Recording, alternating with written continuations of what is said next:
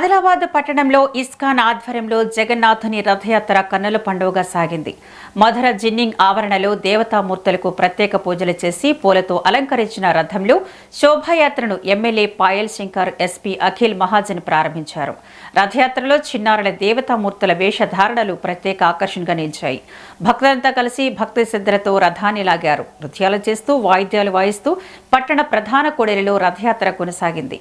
వేలాదిగా తరలివచ్చిన భక్తులతో జగన్నాథ నామస్మరణతో పట్టడం మారుమోగింది.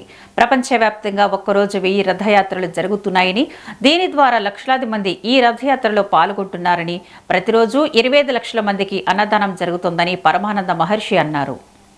ప్రపంచవ్యాప్తంగా ప్రతి సంవత్సరం 1000 రథయాత్రలు జరుగుతున్నాయి.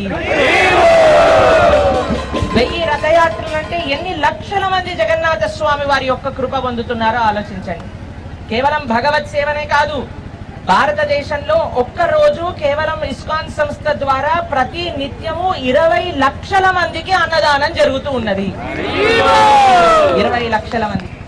మనం కూడా ఇక్కడ శ్రీల ప్రభుపాదుల వారి యొక్క ఆశయాల ద్వారా ఎప్పుడు సేవ చేసుకునే, కైంకర్యం చేసుకునే అవకాశం వస్తే తప్పకుండా ఆ ఆశయాలను నెరవేర్చే విధంగా చెయ్యాలి అని మన సంకల్పం కూడా అలా ఇక్కడ వీరందరి యొక్క చక్కటి తోడ్పాటుతో మంచిగా జరుగుతూ ఉన్నది.